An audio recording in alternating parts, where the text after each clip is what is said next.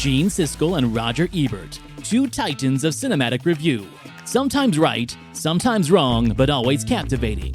Your hosts Antonio of the Cult-Worthy Cinema Podcast and Justin Henson of the Movie Wire are here to take you back to the balcony.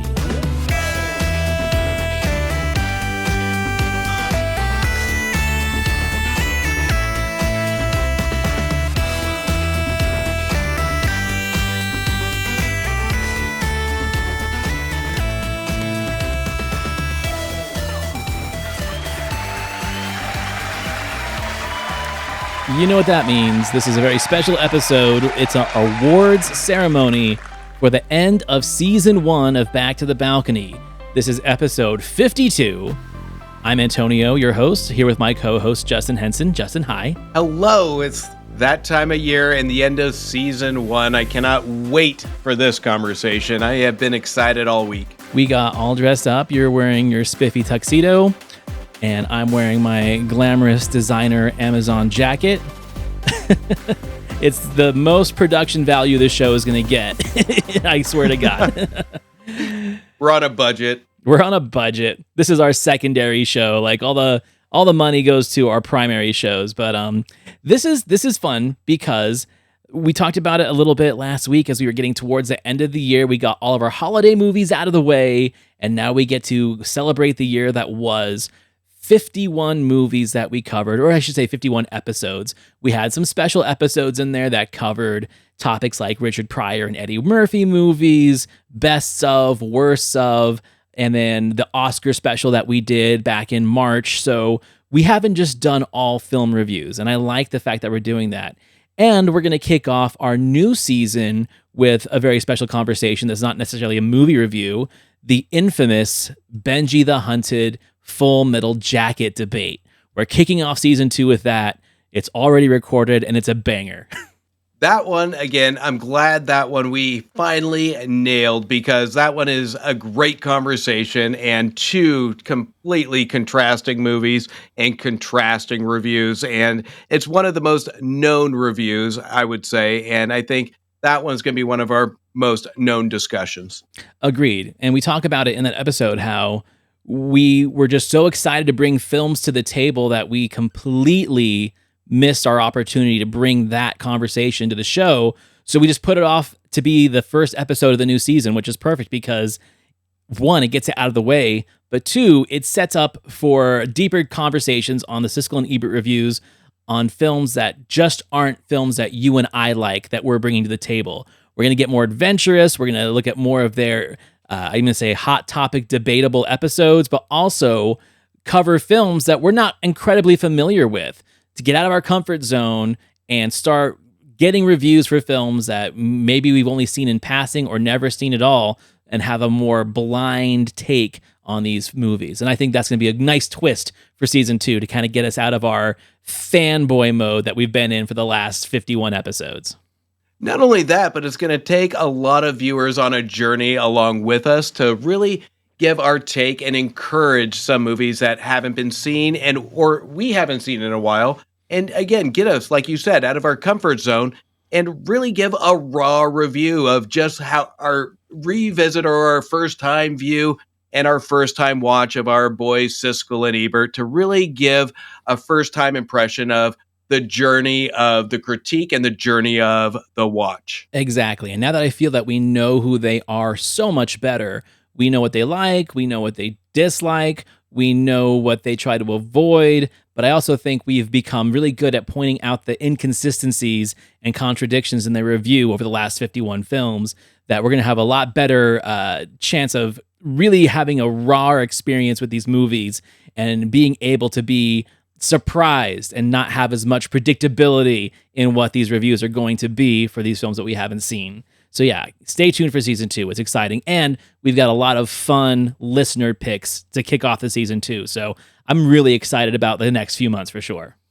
100%. And I cannot wait for the viewers' recommendations. And I know we've had a couple and they are bangers. These are going to be some fantastic conversations on some well-known movies and some not so well-known movies, but this is one that I really enjoy getting the engagement from the viewers that we have to really revisit some fun entertaining, and some not so great movies.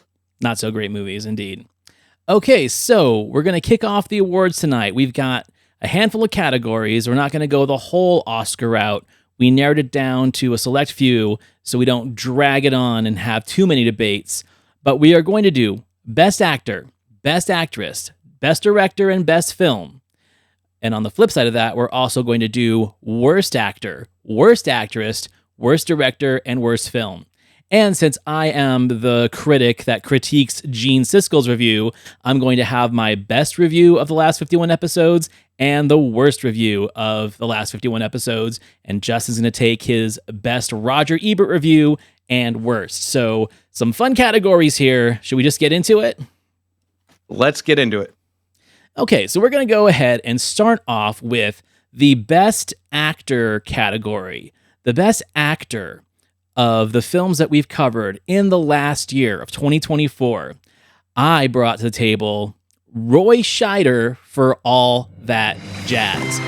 We saw a lot of great performances this year from a lot of great actors, but I think that when it came down to it, both you and I were the most complimentary about his performance in that film, and just that film in general, because it might be one of the best films that we talked about all year. I don't want to get too ahead of myself, but I'm curious to know who your best actor pick was.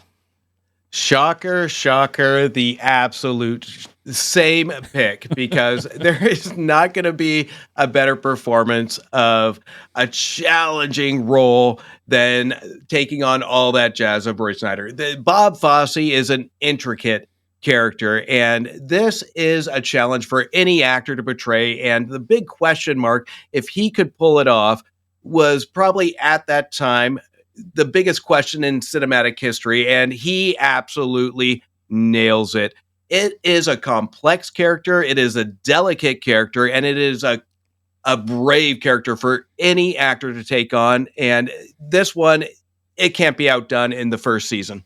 One of the things that we talked about in that episode too about the performance is how interesting must it have been to have the person that you are playing being the director of the film, coaching you on your performance, coaching you on everything about the nuances, the choreography, the mannerisms, but at the same time, encourage you to be you. Like, I hired you to be the suave Roy Scheider version of me, not just necessarily me. And I think that's one of the most fascinating parts about that performance is he does capture the suaveness and the flamboyancy of Bob Fosse, but still comes off with that kind of macho baritone voice pattern that Roy Scheider brings to films. And it just really is something unique. It is unique. And again, this is not just challenging for Roy, but at the same time, it's challenging for all filmmakers on this because there are stakes involved into how this portrayed, and there's a vulnerability to it that we're going to talk about, I'm sure, later. But this is one that has to have the director's vulnerability and the actor's courage to really portray this in an honest light, but at the same time, really go in on his own, to really make this his own. And this one is one even today that I don't think we will get a more challenging performance. And that's what makes this so special. And even if you weren't a fan of All That Jazz, there's an appreciation to the performance here that really does light the path to, from the first act to the climax, of an engagement factor to really hold on to this character of what this man's going to do. Agreed. Now, when it comes to the category of Best Actress, this one's a little bit more challenging because Best Actor, I think Scheider ran it with a landslide victory. There was very few male performances. I'm not saying that there were all bad performances. There's some great ones. But when you had that one in the mix, it was really hard to compete with. So it didn't take me much time at all to select that one. Best Actress was more challenging, though, because we've covered a lot of female-driven and led films this season, and there are comedy roles that are great. There are dramatic roles that are great.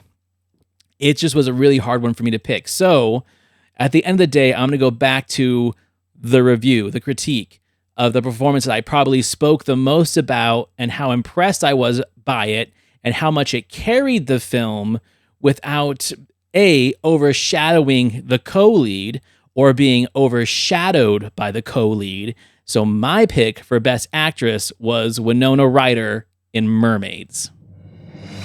So we got the same movie, but I picked Cher because Nice. because this one took me by surprise on how good she is. She doesn't overpower this outlandish character. She is outlandish, but it never is too much. It's never too little. She's this eccentric mom that really does support the rest of the cast. She's engaging to watch, and she really does have a subtle emotional power to her that we see build throughout the movie until we just kind of see it explode in an emotional element. And it really does put up front and center on Cher's range. And I think that's the most powerful thing a new actress can do with a movie like this is put a range on screen and go all in, because we get comedy, we get the goofy mom, we get the emotional at stakes, the conflict element. And she has to intertwine all this with the love and many love interests and the raising of the family. It's a challenging role, and I think Cher absolutely nails it. I think that the two of them are so complementary of each other's energy that I could have easily picked Cher, and Cher was in the running too. And it's just interesting that I went one direction, you went the other direction with the same movie, but I think that both of those performances work so well because those two characters and those two actresses just blend so well together. We both talked about how that film was recast and Winona Ryder wasn't the original pick for it. And you can kind of tell why. You needed someone that could act and hold her own against Cher. And between the two of them, they both knocked out dynamite performances. So I'm really happy that we both went with that direction.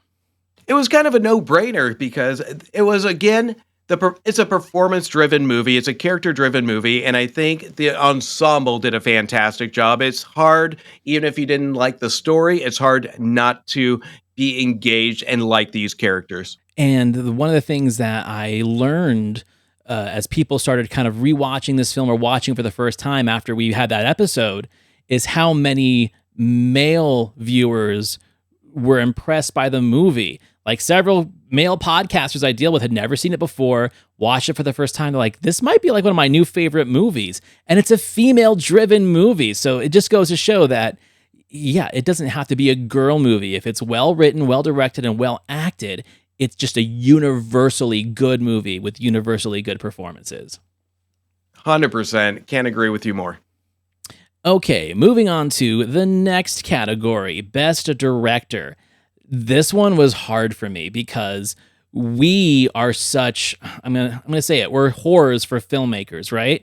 We love a good performance. We love good actors and actresses, but I think both you and I are more excited by filmmakers' choices, whether when it comes to pacing, framing, storytelling, or even how they finally put that picture out with the editor. To me, that is the make or break of the movie. You can have a bad performance in a movie and a director can save it. And we've talked about that many times. So we talk about the banger movies that we had because we had quite a few. So the one that I went from the heart of realism, of slice of life, of not being too flamboyant, but bringing enough artistry, creativity, but wholesomeness to his picture. I chose Jonathan Demme for Melvin and Howard as my best director. You see, I knew you were going to pick that one, and that one was in my running. But at the end of the day, as I kind of spoke to all that jazz, it's hard not to appreciate Bob Fosse for the complexity of all that jazz, because this is one that, again, he had to show vulnerability. He had to have proper character direction with honesty. And this one is so unique when it comes to how he tells a story. I went back and forth between Melvin and Howard and this one, but when it comes to the complexity of all that jazz, it was very hard not to go with this one because there was a lot of uniqueness and honesty that had to go into this direction and filmmaking, and sometimes extremely bizarre, but that's the way the story is told, to kind of give the balance between the vulnerability and the uniqueness. So to me, it is all about Bob Fosse and all that jazz. And I knew you were going to pick all that jazz. And I'm not saying I picked Melvin and Howard because I knew that you were going to pick Bob Fosse for all that jazz. I knew it was going to get its laurels, of course. I think what really kind of made it work for me between the two of them with the Melvin and Howard decision is the fact that Bob Fosse was already a proven director. He already had won a Best Picture and a Best Director Oscar.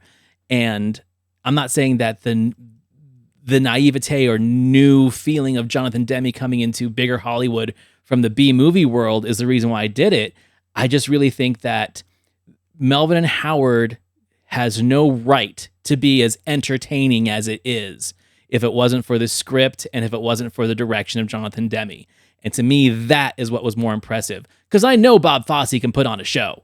I really do. The fact that you can tell this nothing story of a nothing man with a apocryphal, almost mythical tale behind him and make it interesting and empathetic, that was the pushover for me to go with Jonathan Demme.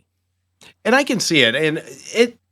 And I don't want to take away because I always praise the character driven stories because those are the hardest stories to tell, especially in today's world of Right. entertaining for an hour and a half to 2 hours of just characters dialogue. And the direction here does a fantastic job on capturing the stakes, capturing the emotion, capturing these characters' selfishness to empathy. So that in a way is its own special direction when it comes to storytelling. And there is nothing absolutely wrong about Melvin and Howard's direction because I was torn out of all the categories we had between these two movies. They're different types of storytelling, but the uniqueness overpowered the Melvin and Howard story, even though I love the character direction and the storytelling strategy to this film. And Academy voters are just as fickle as we are. I like to think that, hey, we went from Nomadland winning, being followed up by Everything Everywhere All at Once, two polar opposite films with polar opposite energies, yet they both can win Best Picture. So I think Academy voters, they either want to go one direction one year and another direction the other. I really don't know. Sometimes it makes no sense, but it does show that like the appreciation of the film when it comes to just critical appreciation and also the awards, it doesn't have to be a consistent thing. Like it's okay to step outside of the box and appreciate something that doesn't have all of the budget or all of the flamboyancy on screen. Sometimes just a really good character driven story is what's going to do it. Moonlight is the same example, right? Like it's another film that just got way more recognition than a film like that you think normally would because of how well it made it was. And I think that's one thing that's really missing from a lot of the films now is the fear of deep diving into characters because there is so many opinions, so many different relatability factors to it that nobody wants to touch it because the box office dollars don't really want to have the stakes in that. But at the same time, if it's done well, there is always a piece of relatability that can go into one of the characters, two of the characters, or even one single scene of a single character that really does resonate after you're done watching it. And Melvin and Howard does that. Even if some reviews I've or user reviews I've read, it's boring, it's slow. But there is always a but in a user review. And that's what's special about a character driven story is you can pick pieces from it to really enjoy a movie like that. Agreed, agreed. Okay, so now to finish off our best film category of the year, we got the best film of itself. And dude, there was no second answer for me, at least on this one. The best all around package, the best all around picture, in my opinion, was All That Jazz. Yeah, it's no surprise. I mean, we're kind of looking at the Oscars here. You see a lot of the build go into all these Oscars, and then the climax goes, it's the winner for Best Picture. So, All That Jazz is, again, the most complex, the most vulnerable, and at the end of the day, you might not like it like we discussed at the first viewing, but it's a movie that you will appreciate, and it will linger with you to just encourage you to rewatch it. Just by the last scene of it, the last musical number, it stays with you. And that's what the magic of a climax is to kind of give that final push to say, rewatch me, and maybe you'll understand and appreciate it the second time. And that's what all that jazz really is an encouragement and an homage to just not only Broadway, but to Bob Fosse, but to performances. It is an all around great, fantastic movie that will really have you thinking by the end of it. And that's what I really loved about this movie, is that it got you to think, and it really pushes you to have that rewatchability to say, I got to see this again to see what I'm missing, or to see what I did miss that I didn't appreciate the first time. Love it. Okay, so now we are moving into our worst reviews. We're going to kick it off with Worst Actor of the Year. And I'm sorry to say, Justin Henson, that it was a pick of yours that won. And that is, of course, Richard Grieco for If Looks Could Kill gets my Worst Actor Award of the Year. Kind of knew that was coming, so... You probably knew that before we even recorded that episode. I know that wasn't going to get a fair shake, but you know what? It's hard to disagree with you after the conversation, because you know what? It wasn't a great performance, but holistically, the movie was entertaining. So mine is actually one of your picks, and that is Sting from The Bride, who is a facade in himself. He does do the job that kind of what we expect from Sting. The movie doesn't really utilize him, and he doesn't really do anything other than just be kind of the awkward Sting character. It's a very weird performance, and it is a weird movie, but there's no contrast to his performance to actually add some normality to it. It's a very strange performance. I agree with you. It's a terrible performance, and I'm gonna say that I think The Bride and In the Name of the Rose were both films that we really, really wanted to like more than we did. I defended Name of the Rose for the atmosphere it creates and for, I think, all the influence that it's had on films past, but it's a heavily flawed film. And The Bride could and should have been so much better. And I think Siskel and Ebert felt the same way. They were so excited for the idea of a more modern take on the Frankenstein story, and were sorely disappointed by the performance, the storytelling, and I guess the end of the day, the whole package, including the weak ending. So yeah, I think that's a really good choice. It's just such a missed opportunity. It's one of those movies that's so frustrating across the board when it comes to storytelling, performances, on what it could have been. So this could have been such a almost a rock opera to an extent, that you really wanted to push this movie and push the performances forward to do something different, but it just fell flat. Okay, so now moving on to Worst Actress. And here's the thing, we're doing these awards for fun. I don't say that these are bad actors in real life. Sometimes you just give a bad performance. Sometimes the movie is just not for you. And I think that's what we're reflecting on, because my Worst Actress winner just happens to be my Best Actress winner. And that's Winona Ryder for Great Balls of Fire. I think is my least favorite female performance of the last 51 episodes that we've done. It's hard for me to agree with that, because I think it is, but you did get me to agree the movie was absolute garbage. But when it comes to the performance, I think the performance is hidden somewhere in there, but the material for a new actress just wasn't there to support anything, and the direction and the character direction just wasn't there. We get shining lights from Winona Ryder in this movie, but it's so short. There's so few, and I blame that more on the direction of it. But mine is actually one that I brought to the table, and after the rewatch, it just made me cringe every time I saw her speak a line on screen. And that is Helen Slater from The Secret of My Success.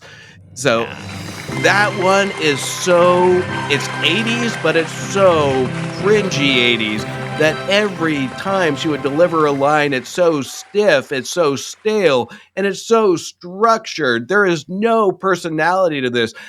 She is treated like an object in the movie, and so does the material. It matches who she's supposed to be in the film, which is just an object, a prop, to move Michael J. Fox's performance along, to move the story along. It almost feels like anytime she delivers dialogue, she doesn't even need to be there because Right. it's just so scripted and there's no uniqueness to her range in the film. It's just delivering lines like a dress rehearsal of a play. I know that we had a lot to say about that episode, and I can't remember if I mentioned this or not in that recording, but I feel that Elizabeth Perkins' character in Big, that performance, that is what that role needed to be. But instead, it is this kind of mousy, you don't get the sense that she's career driven. Her performance doesn't match what the character is supposed to be, unless the whole point of the movie, which it might have been in the original script and they might have glossed it over, is that she slept her way to the top. But even then, her personality doesn't reflect that in the performance. So yeah, I agree with you. It was pretty bad. And I got to go back for a second though with Great Balls of Fire. Dennis Quaid is lucky that Richard Grieco was in our list of actors, because if Richard Grieco and if Looks Could Kill was not in the list, Dennis Quaid definitely would have been my worst actor choice. You see, I kind of assumed this movie was going to be brought to the table, and I went back for a rewatch on this one. And I said it in our episode is I don't think Dennis Quaid did bad, and I kind of said it with Winona Ryder. The material is just awful. We have a scene in Great Balls of Fire where Dennis Quaid and Winona Ryder kind of come back from the airport after they're discovered with their relationship, and the matching between the reality of what actually did happen in the movie was decent. So there are, like I said, this is a movie full of sparks that we can see some good performances from. But at the same time, I just don't think the material, they had any control of how they are to portray, because there are so many hands in the cookie jar on how this movie was supposed to be perceived that I don't think they really were allowed to have their range. But again, we hear them just kind of shouting from the rooftops in some moments that this is how I want to portray this character. So even though I agree with you that the performances aren't phenomenal, they're not great, they're just average. But do I think they're bad? I think that they were treated unfairly when it comes to what they can do with this material. I mean, treated unfairly is one thing. At the end of the day, how it holds up on screen and to an audience and to critics, I think that's a completely different topic. And as an awards voter, because that's what I am right now, hey, he didn't lose. Richard Grieco was the winner on that one, but it was definitely up there. Okay, now moving on to worst director. This one was not hard for me at all. One film in particular stood out that was just so despicable in all aspects: performance, content, direction, music, editing, all of it.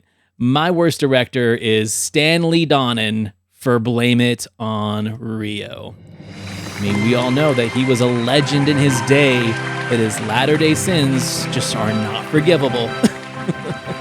That was on my list, and I'll speak to that movie in a little bit. But this is where I'm going to really contradict myself because I just went on the defense for it. But mine was Jim McBride and Great Balls of Fire. Close second for me. And I like Jim McBride. We talked about this.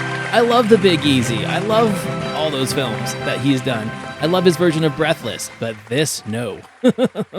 I can totally see that because that one, and again, I'll go into it a little bit, but that one was between comedy timing, between character reactions, and just between the sleeves of it. It was just pure garbage, and the direction showed it too, because when we see all these characters, they're treated merely as sexual props. They're treated merely as situational comedy without the comedy. So the direction here was awful.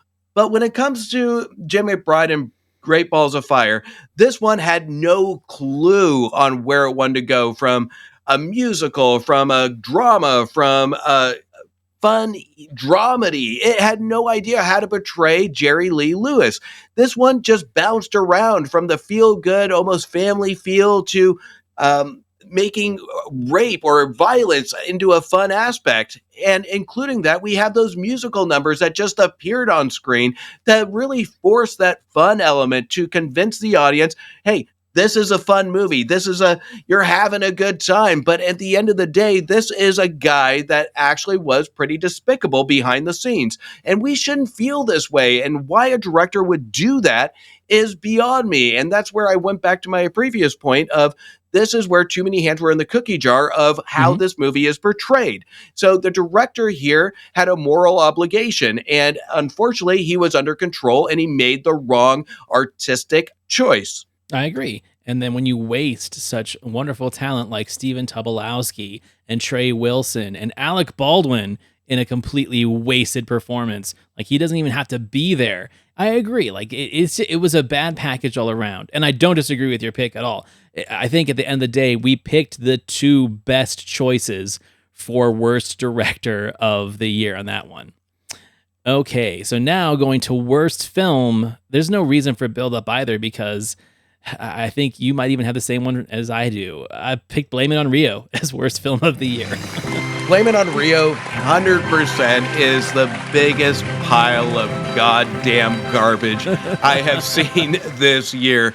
And it's one of those that I really never want to see again. And I really don't want to even think about. I was cringing even thinking about the review and listening to the review again. And I was tempted to see this movie again just to revisit and give it a different chance. I pressed play and said, screw it. Hell no. Looked at IMDb and called it a day. And dude, I've been like on a kick now where I've been watching a lot of 70s Swedish erotica films because a friend of mine's telling me how great they are. And I'm telling you what, he's not wrong. There's a lot of good films in there. And even the worst of them are not as bad as Blame It on Rio. I'm like, wow, I can actually watch this whole thing and be like, that was not bad, you know? And here's the thing. They were sexier than Blame It on Rio, which is essentially put up on the pedestal of this is a sexy movie. No, it's not. It's just gross.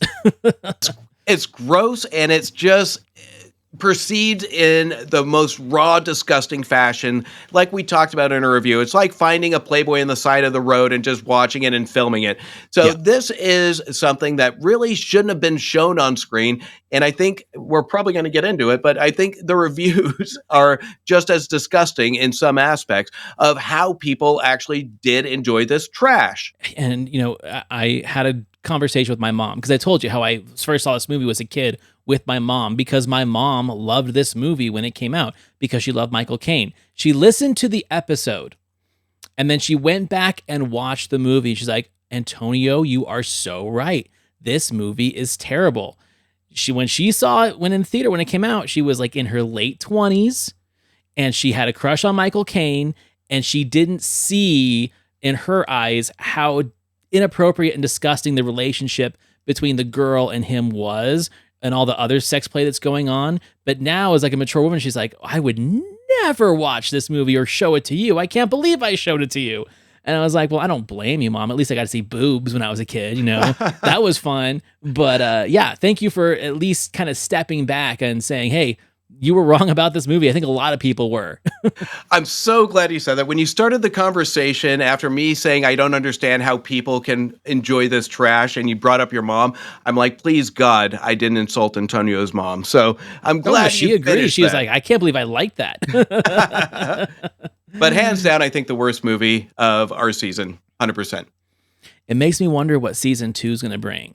Right? Because in my opinion, it's going to be a surprise. If we do what we say we're going to do and try and watch as many movies that are new to us as possible, we're not going to have a predisposed bias of what the worst picture could be. So it could be something we've never seen before, and that's exciting to me. It almost was Godzilla 85 for me, but I really don't count that because that was a suggestion from a listener. It wasn't one of our picks. It was kind of it was like a palate cleanser, right? To me, that was that episode, so I didn't want to put Godzilla 85 in the mix of this at all because it was its own thing. I thought the same thing. Is that one marked a lot of boxes for me, but at the same time, I think based on the conversations we've had on ones that we have to be honest, because I know with Great Balls of Fire, it's one that I brought to the table that I enjoyed as a kid.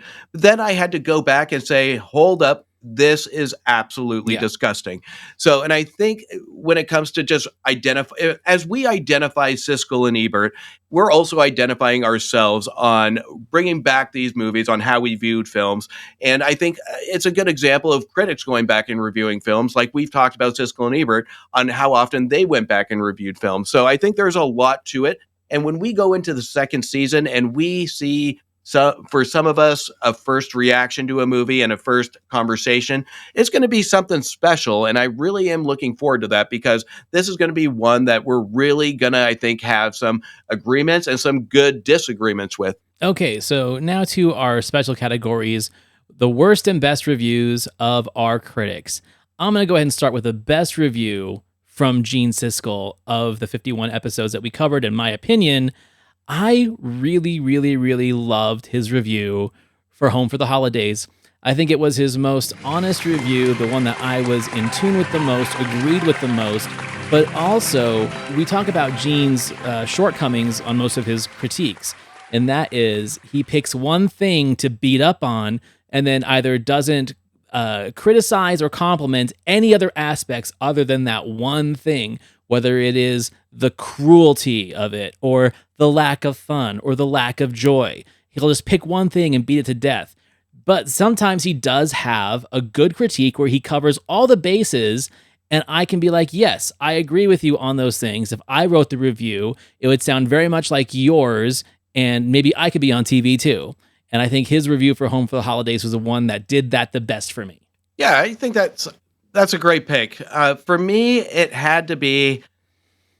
There was one review, and I went through multiple, but this is the one I gave the strongest review to, because it was the one that he actually added some moral value to. He warned audiences on, and it's one that it wasn't a great movie, and rightfully so, but he added a little bit of journalism to it to report to the viewer in a 3-minute review of why not to see this movie. And he challenged Gene on how he could like this movie with little evidence pushed back to it. And that is Blame It on Rio, because this is one that he brought up in his written review and his on-screen review of things that went wrong with the movie and things that are morally wrong to deter audiences from this movie, because there is little moral value to this movie in the storytelling aspect and anything that goes on between the characters. So this is one that really did take me by surprise on Roger. It's the first time this season that he actually stood the moral ground, not only when it comes to film criticism, but true journalism to warn people on what to expect if you see this movie. I think that's a great pick, because one of the things about Roger is he's so good at promoting a movie that he likes, that he genuinely wants you to see. But it all comes from the term of cinematic appreciation. When you talk about the idea of being a journalist and looking out for like the best interests of the people, not just for entertainment reason, I'm not saying moral compensation either, because both of them were against censorship. He's not saying this movie should be censored or shouldn't exist. He's explaining why you shouldn't see it. And I liked that a lot. I would agree that's one of the better reviews from Roger, because he is standing on the high ground of, yes, it's cinema. It can be called cinema, but can it be called a good movie? I don't think so. 100%. And it goes to, I love the fact that he put in the mirror, this is what you might like about it, but at the same time, this is something why you shouldn't like about what you're watching on screen. There's a difference between censorship and just plain trash of what a director or filmmakers do to portray it. Could this movie work with the proper direction? Possibly. But at the same time, there is nothing that supports the storytelling or comedic timing to justify it. And that's what Roger really puts in this film, to really make sure that it's not about censorship. It's about the way this film is portrayed and the way this movie is made, which is, again, garbage. Okay, so for the worst review from Gene, this was a challenge for me, because there were a lot of reviews that I didn't agree with. So I had to put those in a bowl and say which was the one that I disagreed with him the most. And I chose, for worst review of Gene Siskel, his take on the film Angel. I feel that he did not take Angel as a total package. He looked at the face value of, this is just another sleazy Los Angeles movie about a prostitute who's 15 years old. It's the same old story where her mom ran away and her dad is dead.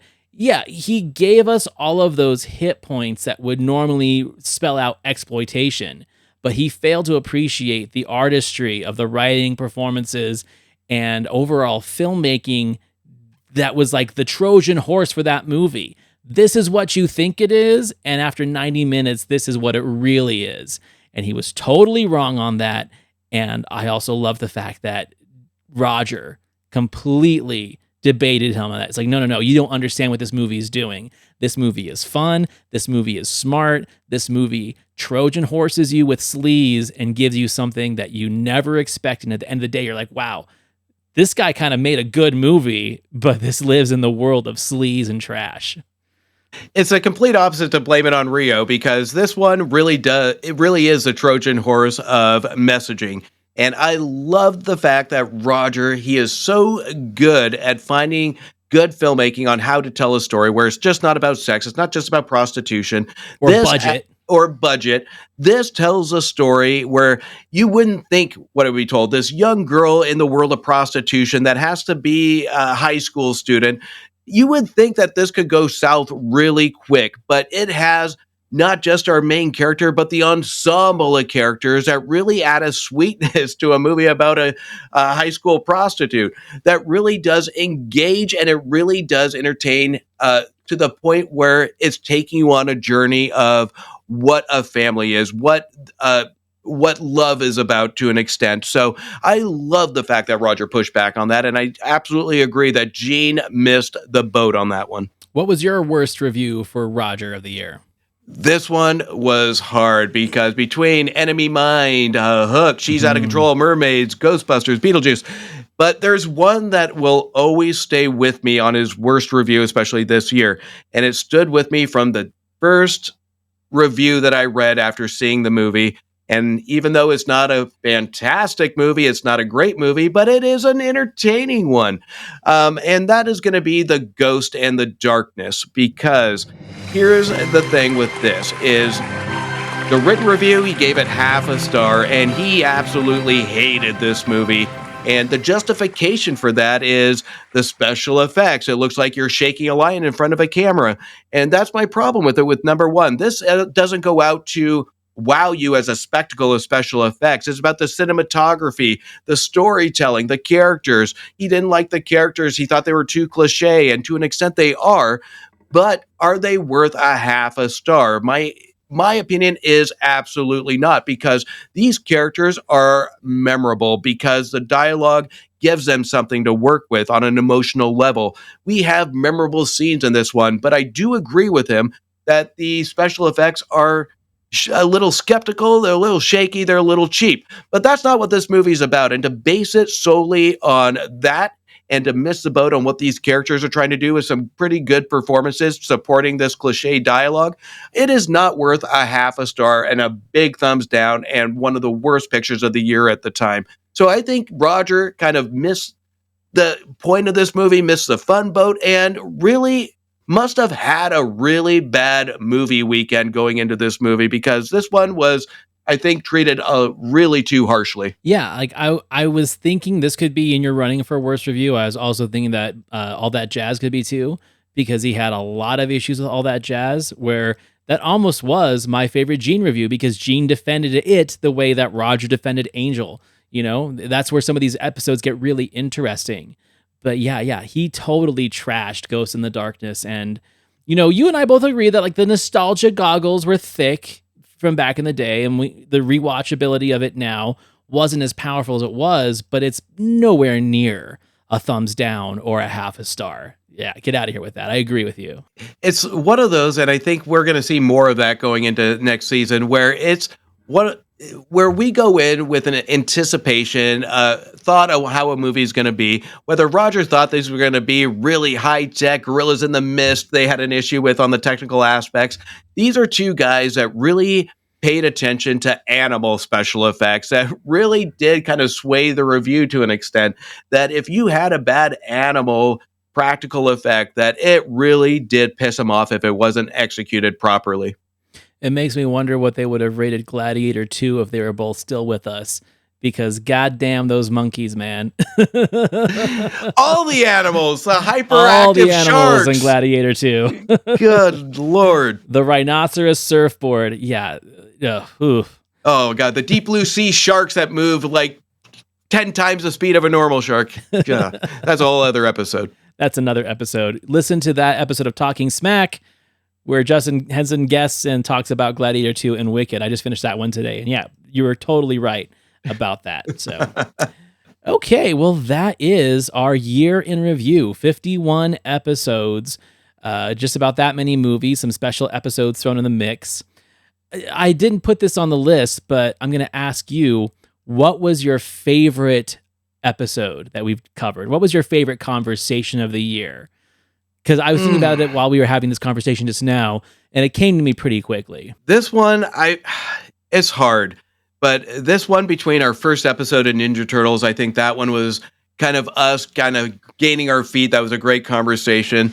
But I think my favorite episode was, it would have to be our first debate, which seems like old times, because I think that's where we really did get our comfortable shoes on, where we actually did debate and we actually did disagree. And I think it did add an appreciation to how you view a film and how I view a film, or even more so, how we view comedy, because comedy is the one genre that is so vast that you can get multiple opinions on. And I love that we debated a comedy, because I think, I've rewatched it again, I still don't like it, but I think that really did have a footing of comedy will show us a true window into how we view other genres. Well, it also set the tone for like how we just appreciate movies differently. You know, where I look at the allusions and nuance and references to genres and comedic movies past, and you are looking at it from the aspect of like, well, is this entertaining in the now?